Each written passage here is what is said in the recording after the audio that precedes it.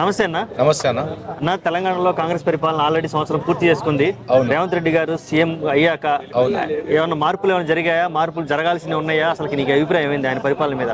ఆయన first of all 6 guarantees అన్నారు. అవును, 6 గ్యారంటీస్ ఇవ్వలేడు కాబట్టి ఆయన ఒక పొలిటికల్ డైవర్జేషన్, హైడ్రా అని ఇప్పుడు పేరు మార్చడం, ఇప్పుడు మన తెలంగాణ తల్లిని మార్చడం, ఇలాంటి పని చేస్తున్నాడు.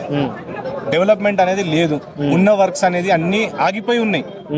ఫ్లైఓవర్స్ కానీ హాస్పిటల్స్ కానీ అన్ని ఆగిపోయి ఉన్నాయి. సనత్ నగర్ లో కొత్త హాస్పిటల్ కడతా అని కేసీఆర్ పూజ చేసిండు. మన మల్కాజ్గిరిలో చేసిండు. సగం బిల్డింగ్ కన్స్ట్రక్షన్ అయ్యి ఉంది. అక్కడ కోంపల్లిలో మొత్తం ఫ్లైఓవర్ అన్ని సగం కన్స్ట్రక్షన్ అయ్యి ఉన్నాయి. కానీ వర్క్ అనేది ఇప్పుడు గవర్నమెంట్ చేంజ్ అయినందుకు వల్ల వర్క్ అనేది ఆగిపోయింది. ఓకే, అంటే అసలుకి వీళ్ళు ఇచ్చినటువంటి పాపం రైతులకు కూడా రుణమాఫీ చేస్తా ఉన్నారు, అవి కూడా లేదన్న. అవైతే అస్సలు కాలేదు. రైతులకైతే మీరు వదిలేసేయండి. ఇప్పుడు మొన్న సర్పంచ్లు ధర్నా చౌక్ లో వచ్చి ప్రొటెస్ట్ చేసిర్రు. ఎందుకు చేసిర్రు? వాళ్ళకి బడ్జెట్ ఇస్తలేరు. ఇప్పుడు మీరు సర్పంచ్ కి బడ్జెట్ సర్పంచ్ కి డబ్బులు లేకపోతే ఊర్లో ఏం డెవలప్మెంట్ చేస్తాడు ఆయన? సర్పంచ్ కి పైసలు అంటే మొన్ననే అన్నాడు కదా, వచ్చినాం లంక బింతలు అన్ని వచ్చినాం కానీ అన్ని ఖాళీ ఉన్నాయి, ఖజానా ఖాళీ ఉందని. ఖజానా ఖాళీ ఉన్నప్పుడు రైతులకు ఏమి ఇస్తాడు? ఏం లేదన్నాడు అయితే. ఓకే, ఇంకో మాట ఏంటంటే ఇప్పుడున్న హైదరాబాద్ లో ఇప్పటికే ఉచిత బస్సు వల్ల ఆటో తోలుకునే చాలా మంది ఇబ్బంది పడుతున్నారు.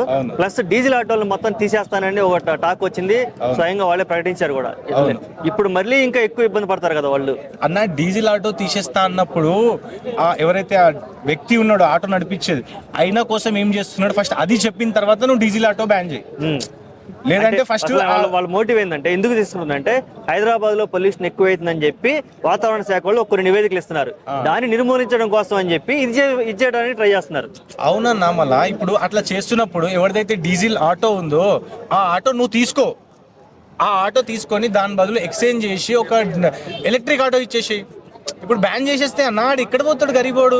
ఇప్పుడు ఆల్రెడీ హైడ్రా వచ్చి చాలా మందికి లాస్ చేసేస్తుంది. ఇప్పుడు ఆటో తీసేస్తే పాపం ఆ ఆటో మీద మొత్తం ఫ్యామిలీ బతుకుతుంది. ఒక వ్యక్తి మీద దగ్గర ఒక 5-6 మెంబర్స్ బతుకుతుంటారు వాళ్ళ ఇంట్లో, పిల్లలు, వైఫ్, అమ్మ, నాన్న.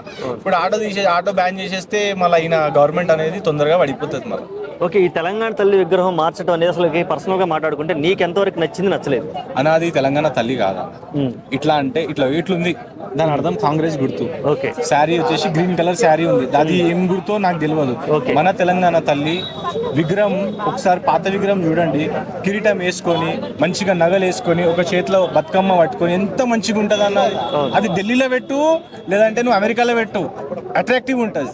ఇది ఈ విగ్రహం చూడ ఎట్లుంది, చూడబుద్ధి కూడా అవుతుంది. అంటే ఒక పేదరికం అన్న. మనం తెలంగాణ స్టేట్ హైయెస్ట్ ట్యాక్స్ కడుతుంది ఎవరికి? సెంటర్ కి. అంత హైయెస్ట్ కట్టినప్పుడు మనం ఎట్లుండాలా? మన విగ్రహం ఎట్లుండాలా? మన స్టేటస్ ఎట్లుండాలా? అవి అన్ని పక్కన పడేసి ఇసొంటి ఆ విగ్రహం చూడబుద్ధి కూడా అయితే లేదు.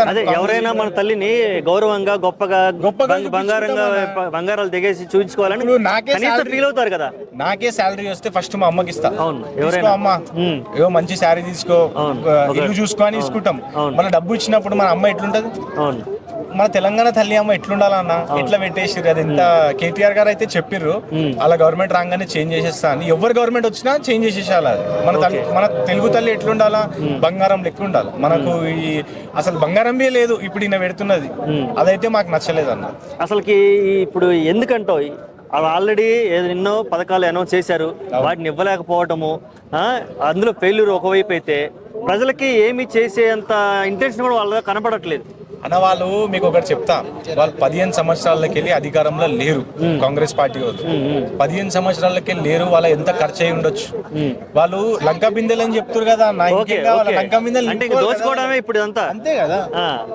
అంతే, ఇప్పుడు 15 సంవత్సరాలకి వెళ్ళి అధికారంలో లేరు. ఎంతో డబ్బు వాళ్ళది ఖర్చు అయిపోయింది. ఇప్పుడు మొన్న మహారాష్ట్ర ఎలక్షన్స్ లో నమ్ముతారో నమ్మరో తెలంగాణ నుంచి సెంట్రల్ లో కాంగ్రెస్ పార్టీ నడవాలంటే ఎక్కడైతే కాంగ్రెస్ గెలిచిందో అక్కడ మొత్తం దోచుకొని మళ్ళీ పార్టీ ఫండ్ పెట్టుకోవాలంటే ఇప్పుడు మహారాష్ట్రలో అదేంది కదా. మొన్న చూడలేరా బార్డర్ లో డబ్బులు పట్టుకుని తెలంగాణ మీది నాది ట్యాక్స్ పైసలు అవి నేను కట్టిన మీరు కట్టిన ట్యాక్స్ పైసలు మొన్న మహారాష్ట్ర ఎలక్షన్స్ లో పోయినాయి. అవి ఎవరు చూడలేరు, ఎవరు మాట్లాడలేరు. ఇంకొకటి ఏంటంటే ఇప్పుడు అడాని 100 కోట్ల రూపాయలు స్పోర్ట్స్ కోసం ఇచ్చిండు. ఎవరికి? మన తెలంగాణ గవర్నమెంట్ కి. అది ఇంకా దాన్ని క్యాష్ చేయలేరంట. దాన్ని అది చెక్ ని అట్లనే పెట్టిరంట. అది ఎంతవరకు కరెక్ట్ అన్నది? ఓకే, ఇట్లా అవుతుంది. ఇప్పుడు ఈ గవర్నమెంట్ అయితే మనకు నచ్చలేదు అన్న. Okay, thank you so much. Thank you.